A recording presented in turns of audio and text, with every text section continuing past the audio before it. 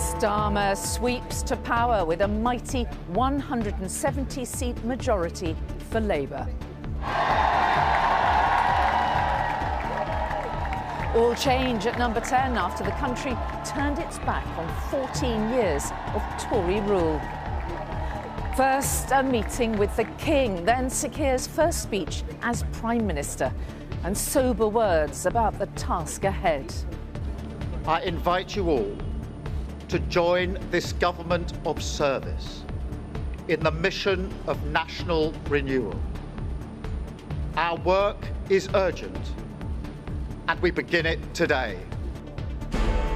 Also today, first sight of an all-new cabinet, including the first female Chancellor, Rachel Reeves. For the Tories, it was a brutal night, with seat after seat tumbling. Cabinet ministers, even a former PM, none were safe. From Rishi Sunak, regret and remorse. To the country, I would like to say first and foremost, I am sorry. I have heard your anger, your disappointment, and I take responsibility for this loss. For reform, a night of triumph. Nigel Farage, an MP at his 8th attempt, his party effectively splitting the Tory vote. North of the border, the SNP was decimated, seats there slashed to single figures.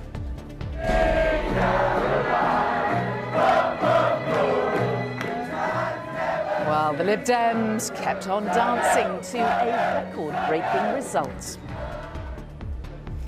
After the long weeks of campaigning and political promises, we have a new government that's pledged progress and change. So, what happens now?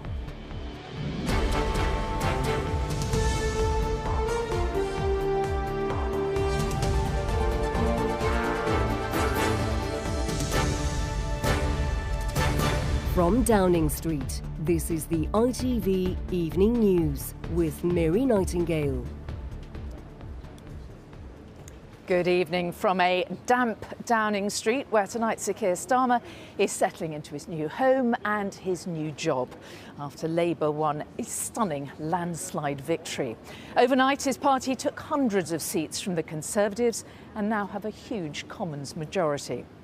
Addressing the nation here as Prime Minister, Sir Keir pledged to rebuild trust in politics, promising his government would work every day until people believe again. He said change would start immediately. Earlier, Rishi Sunak resigned as Conservative leader, taking responsibility for what turned out to be a disastrous night of results. So this is how the parties stand, with one seat still to declare. Labour has 412 seats, a gain of 211. The Conservatives have 121, losing 251. The Lib Dems have 71, the SNP just 9, and Nigel Farage's Reform UK has 5 seats. Well, in a moment, we'll have all the reaction, what it all means, and what happens next. But first, here's our political editor, Robert Peston, on a day and a night of drama, delight and despair. Bring out the flags for the arrival of new tenants at 10 Downing Street, after one of the most dramatic and important nights in British election history. She definitely didn't want to miss it. And there he is, Britain's new Prime Minister, thanking campaigners and friends who helped Keir Starmer turn a modest increase in Labour's share of the vote into a spectacular majority in the House of Commons. I have just returned from Buckingham Palace, where I accepted an invitation from His Majesty the King to form the next government of this great nation. If you voted Labour yesterday, we will carry the responsibility of your trust as we rebuild our country. But whether you voted Labour or not, in fact, especially if you did not, I say to you directly, my government will serve you. Politics can be a force for good. We will show that. And it is surely clear to everyone that our country needs a bigger reset, a rediscovery of who we are. For too long now, we've turned a blind eye as millions slid into greater insecurity. Nurses, builders, drivers, carers, people doing the right thing, working harder every day, recognised at moments like this before, yet as soon as the cameras stop rolling, their lives are ignored. I want to say very clearly to those people, not this time. His time up. Unlike when he took the gamble of his life by calling the election, only a light drizzle, though his wife Akshata, clutching an umbrella, taking no chances. I would like to say first and foremost, I am sorry. I have given this job my all, but you have sent a clear signal that the government of the United Kingdom must change, and yours is the only judgment that matters. I have heard your anger, your disappointment, and I take responsibility for this loss. One of the most remarkable things about Britain is just how unremarkable it is that 2 generations after my grandparents came here with little, I could become Prime Minister, and that I could watch my 2 young daughters light Diwali candles on the steps in Downing Street. We must hold true to that idea of who we are, that vision of kindness, decency, and tolerance that has always been the British way. This is a difficult day, at the end of a number of difficult days. But I leave this job honoured to have been your Prime Minister. There are no prizes in politics for coming second. And by the time Rishi Sunak knew he'd won his own Yorkshire seat, he was losing colleagues left, centre and right. Grant Shapps, the Defence Secretary, out. Penny Mordaunt, her hopes of being leader, dashed. Tonight, the Conservative Party has taken a battering because it failed to honour the trust that people had placed in it. And then, perhaps the most powerful moment of them all, Rishi Sunak's predecessor as Prime Minister for 7 tumultuous weeks, Liz Truss, rejected by voters in a seat that was supposed to be rock-solid Tory. Truss, Liz, the Conservative Party candidate, 11,217. Right. Thank you. But if Labour's victory is the big story, Nigel Farage's success in becoming an MP at the 8th attempt came a close second because the Reform Party he only recently decided to lead gathered 4 million votes, many of them from former Tory voters. And now he has a new target. This Labour government will be in trouble very, very quickly. We will now be targeting Labour votes. We're coming for Labour, be in no doubt about that. Reform got just 5 MPs. But Ed Davey, whose campaign was like an extended version of It's a Knockout with his bungee jumps and wobbly paddleboarding, led the Lib Dems to a harvest of more than 70 seats.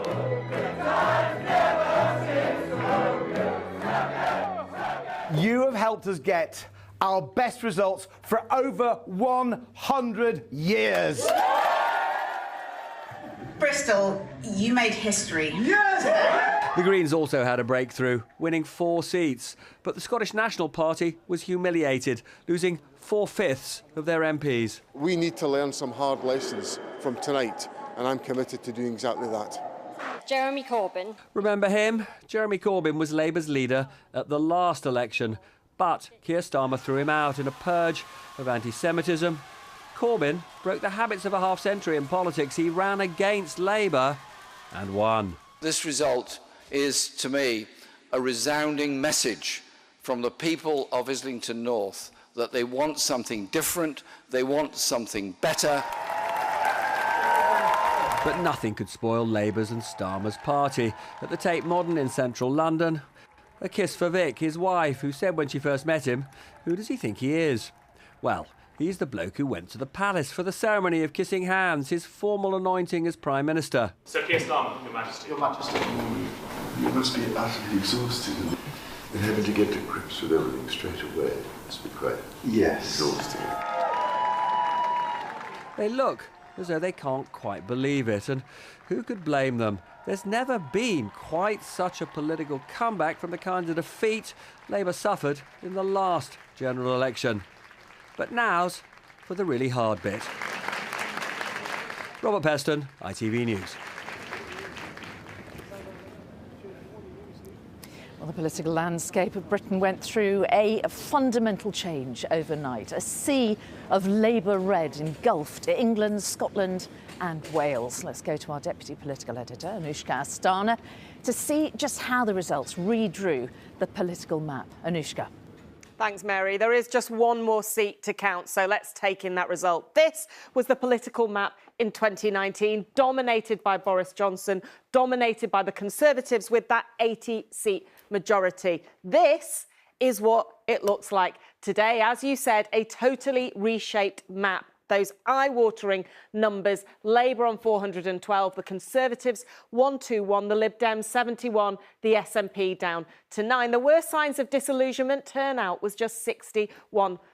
And Starmer's landslide victory was delivered by just 1 in 3 voters backing his party, 33.8% of the vote, while Jeremy Corbyn lost with just 262 seats on 40% in 2019. So what's going on? Well, 2 things. First, this Labour vote is more spread out. Corbyn arguably piled up too many votes in Labour's safest seats, while Labour lost support in those seats last night. This shows their vote share was down, but it was up in Conservative-held seats they were targeting. So they effectively spread out their vote to increase it in the places they needed to win to get the seats for that majority. But look, there is another big part of this story, and you can see it here. The vote for Reform UK was up all over the place. The party came second in almost 100 seats, which we think damaged the Conservatives mainly and seemed to help Labour come through the middle in places like Suffolk Coastal. A big political figure, Therese Coffey, out last night, but by a tiny margin and much less than the Reform vote in her seat. So a big Reform impact, but Nigel Farage might not love our voting system today. As you've heard, his party only got 5 seats on the back of 4.1 million votes, while the Lib Dems, with tactical voting and very impressive targeting, got 71 seats on 3.5 million. The Greens 4 seats on 1.9 million. So look, a big win for Labour overall, but a complicated story under the surface. Anushka, thank you. Well, the new Prime Minister said his government's work is urgent and he promised change would start today. Keir Starmer wasted little time in announcing his first cabinet. They include the country's first female Chancellor, Rachel Reeves, as well as Angela Rayner as Deputy Prime Minister and Yvette Cooper as Home Secretary. Here's our political correspondent Carl Dinnan on the new government and what we can expect from it. Rachel Reeves arrived in Downing Street today to become not only the new woman at the Treasury, but the first woman ever to run the Exchequer in its 800-year history. After meeting the Prime Minister, she walked out of her new front door. Congratulations, Chancellor. How does it feel to make history? Pretty good, she said, as she marched into the Treasury for the traditional welcome from civil servants. She told them she wanted to be the most pro-growth Chancellor in history, and it is also a huge privilege to be the first ever female Chancellor of the Exchequer. So every young woman and girl...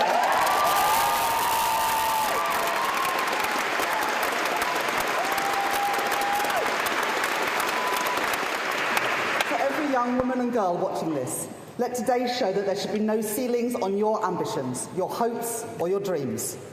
Angela Rayner, Labour's deputy leader, has also now been appointed Deputy Prime Minister. Angela, how many jobs have you got? Well, she is also Secretary of State for Levelling Up, Housing and Communities. And arriving at the Home Office, veteran of the Blair-Brown years, Yvette Cooper. She has twice been Shadow Home Secretary. Congratulations, Home Secretary. Thank you very much. It's been a long time coming for you. Well, look, it's a real honour to be asked by Keir Starmer to serve as the new Home Secretary. The first duty of any government is to keep our country safe, to keep our communities safe, and to keep our borders secure. But not all of Labour's shadow team made it to Downing Street. Jonathan Ashworth lost his seat last night. It's very disappointing, but that's democracy. That's democracy. And so did Thangam Debonair, the shadow culture secretary. And so today, Lisa Nandy found herself appointed Secretary of State for Culture, Media and Sport. This afternoon, the new Health Secretary said he had already started work. Today, one of my very first calls was to the junior doctors, inviting them in next week to get the negotiations up and running as a matter of urgency.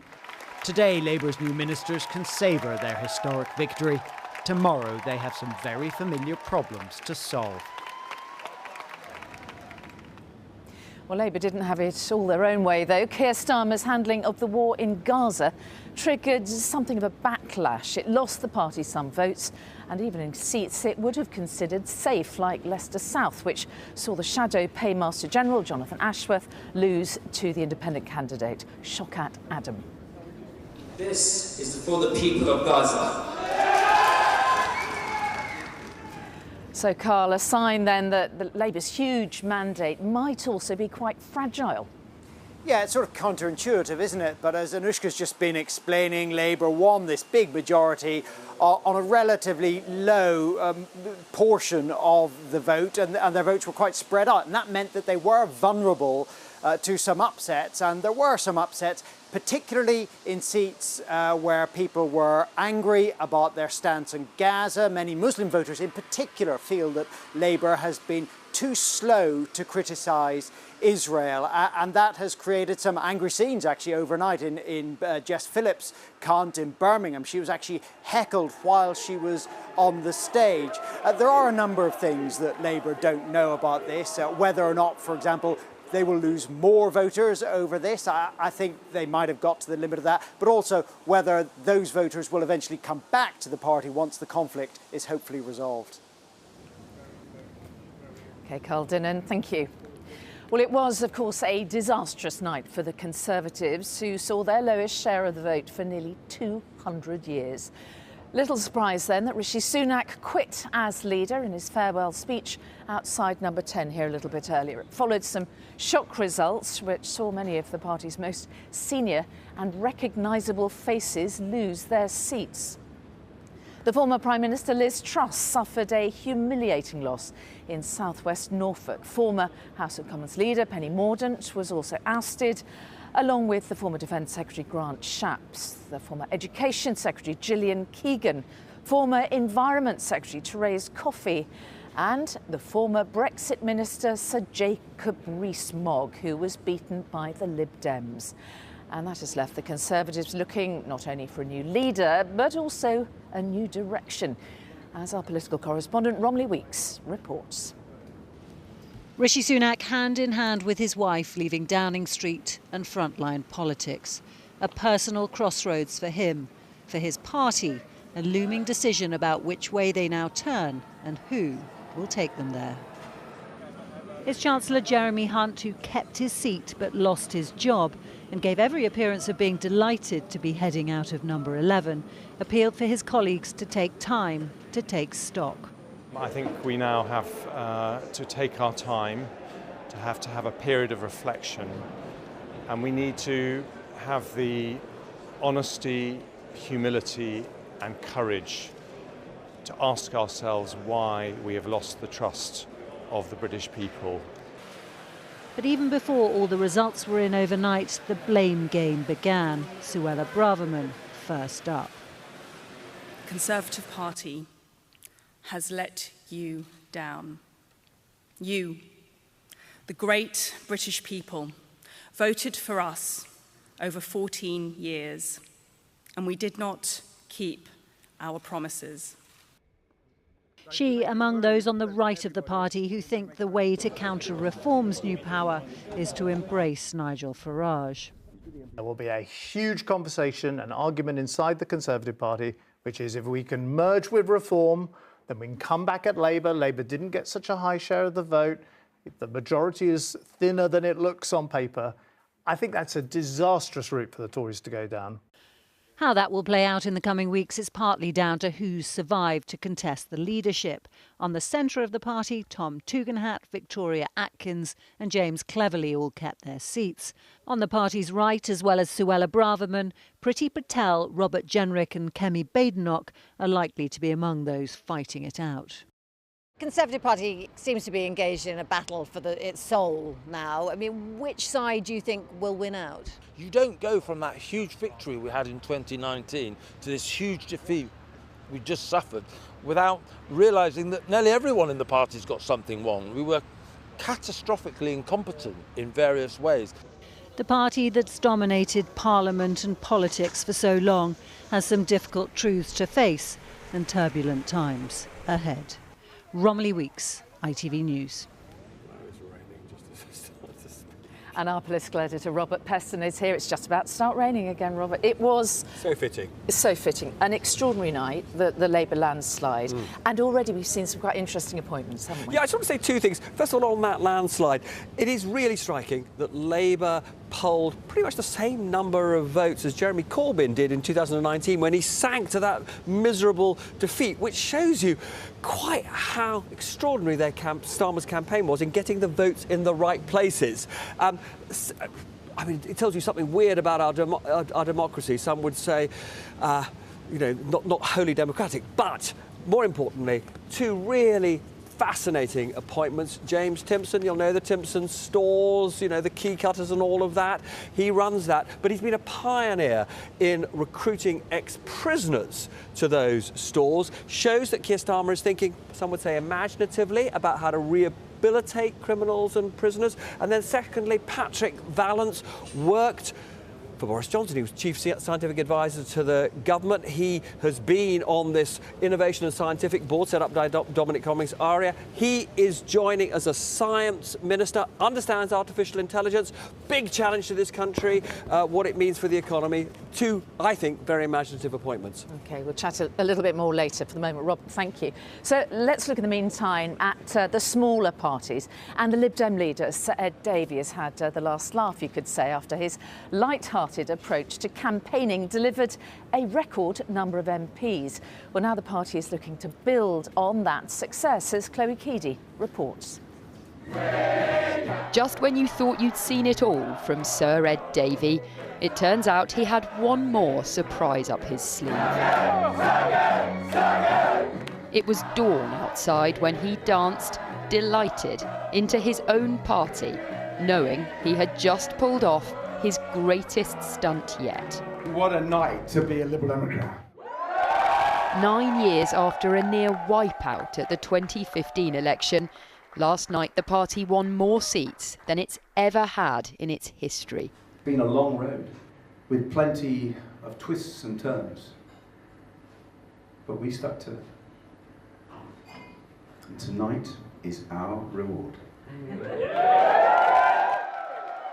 We've been following Ed Davey and the Lib Dems campaign for the past 6 weeks. They told us they felt they knew it had gone well, but I don't think any of them dared to dream that they'd win this many seats. Come on, my sweetheart. Sir Ed put health and social care at the heart of his campaign, speaking candidly about his own experience of caring for his son John. But for every serious message, there was a silly stunt. He focused a lot of his energy on winning back former Lib Dem heartlands across the southwest. But they also gained new ground last night, in places like Oxfordshire, including in Boris Johnson's old seat, Henley and Tame. Quite honestly, I've had more things through my door about the Lib Dems than I have about Conservatives. Time for a fresh start or a change. I think there's a lot of local issues which need addressing, so yeah, I'm quite pleased. Ed Davey was the only politician during this campaign who really looked like he was having fun. Whether voters liked him or simply disliked the Tories. Here we go. There's no question that he has manoeuvred his party back into a position of real influence. Chloe Keedy, ITV News.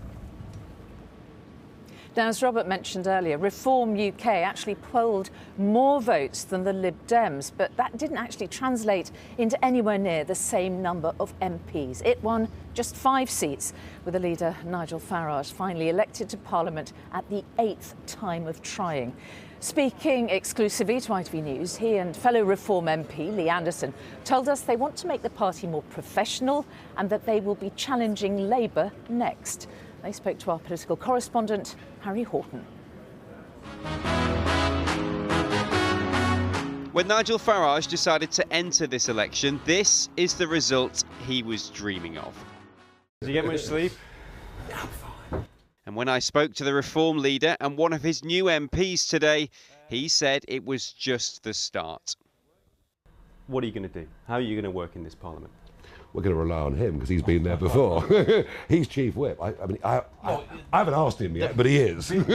Let's be honest, though. The Labour Party are going to be absolutely terrified. We're the only people, really, in Westminster that can hold the government to account. But not long after his arrival in Westminster, we need people who are going to bring unity, not division. No fewer than 7 protesters disrupted his attempts to celebrate. Any more for any more? Actually, yes. Nigel Farage told me racist and offensive remarks by some of his candidates had cost his Reform Party votes. We clearly had a situation where a Charlie call was put out, please anyone that can stand, stand. So of course we've got, some people that shouldn't be there. But what about this man, George Jones, a close aide kicked out the campaign last week after homophobic comments. Did you see that degenerate flag on the front bonnet? What the old Bill doing promoting that crap? Last night we spotted him celebrating with Nigel Farage in Clacton. You kicked him out, and then a week later he's back partying, celebrating you. People will say, you didn't actually take that seriously. We've taken it very seriously. I had no idea he was going to be there, but he's there because there's a group of people that he was working with. But he's not going to work for you in future. No. This morning, voters in Ashfield became the first to ever elect a Reform MP. I think we need something new, because no matter, it's only a two-way vote all the time. I voted for Lee Anderson, not so much for Lee Anderson, but for Nigel Farage. It's time he gets a break and to prove to people what he can do. This evening, a 5th Reform MP was elected in Basildon. Nigel Farage hopes many more will join him in the years to come. Harry Horton, ITV News. Scotland saw big changes overnight, with the SNP suffering huge losses. In the 2019 election, you may remember, the SNP won 48 of the 59 seats. Labour had just 1. Well, now the SNP has just 9, with 1 seat still to declare. Labour has risen from that single seat to 37. It is a big blow to the SNP leader and Scotland's First Minister, John Swinney. But when he spoke to ITV News today, he wouldn't take a second independence referendum off the table, as our Scotland correspondent Peter Smith reports. Sometimes just a look says it all. And that we missed some big opportunities. The SNP's decade of dominance was coming to an end in front of Nicola Sturgeon's eyes, and party colleagues had blame for her role in what went so terribly wrong. And a lack of discussion over policy and strategy in the party under both Nicola's leadership and under Ian Blackford's leadership at Westminster. Nicola Sturgeon is still a sitting MSP for the SNP, but notably her own critique referred to her party as they and them, distancing herself from what she said were strategic failures. They've kind of left themselves between two stools on the independence question. If you're going to put independence at the heart of the campaign, which putting it on the line 1, page 1 of the manifesto arguably does, then to make that an effective strategy, or to try to make that an effective strategy, you've got to follow it through into the day-to-day campaigning. Morning. Not a good morning for the current leader then. Overnight, the SNP were wiped out completely in Edinburgh and Glasgow, their seat count reduced to single figures. Last night was an incredibly tough night for the Scottish National Party. The SNP had said independence was on the ballot paper in this election, but on that point, they were still not prepared to concede defeat. My view about independence, Peter, hasn't changed. It's not changed this morning as a consequence of this election campaign. In this election, you have lost, and it's the manner in which you've lost, the scale of this defeat. Surely you can take independence off the table, at least for the next Westminster parliamentary term. There are democratic choices to be made, and I think people should be allowed to do so. And we have to take we have to take our time it's to not consider off the table, those First issues. Minister. No, it's not. Proportionally, the SNP actually suffered heavier losses than the Tories did last night. Even Nicola Sturgeon's own constituency in the Scottish Parliament is one of the many seats that has now switched from yellow to red in Westminster. John Swinney, the SNP leader, says that independence is still not off the table. He's in cloud cuckoo land. People are voting them out and it's still on the table. Does he not take any notice of the people? Independence will not spontaneously disappear, but this election is a tidal change.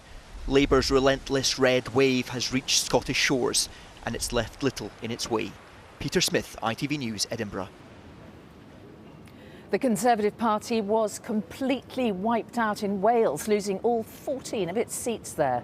Labour took most of them, but the Lib Dems and Plaid Cymru also made some gains.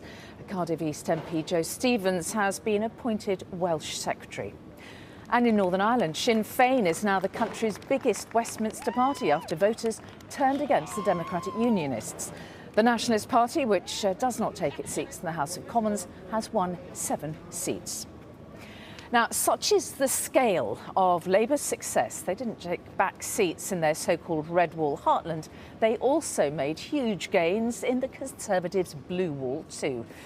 In just a moment, we'll hear from Lucy Watson, who's been in the constituency of North East Somerset and Hanham, which until last night was a safe Tory seat held by the senior Conservative Sir Jacob Rees-Mogg. But first, our North of England correspondent Rachel Townsend reports from Grimsby and Cleethorpes, another seat seized from the Tories by Labour, but which has also seen big advances by Reform UK. The scale of Labour's victory here mattered because many who abandoned them last time round returned. Some say lost promises to the fishing industry brought a drop in support. What does this Labour government need to do to give this industry the boost that it needs? We just like to get a fair crack of the whip. Being up north, I'd like to know what's happening with the levelling up process. Others just want some recognition. Unpaid carers at this forum feel undervalued. Sharon says the Conservatives had a chance to help them, but didn't, and so her vote went to Labour. We see ourselves as mothers, daughters, sons. We don't see ourselves as carers. But for many of us, we've been ignored too long. Carers allowance, lowest paid benefit of its type. It's an insult. Are you confident that unpaid carers will receive more support under a Labour government? Well, we won't stop campaigning till they do. But alongside Sharon's passion for change, there is also apathy.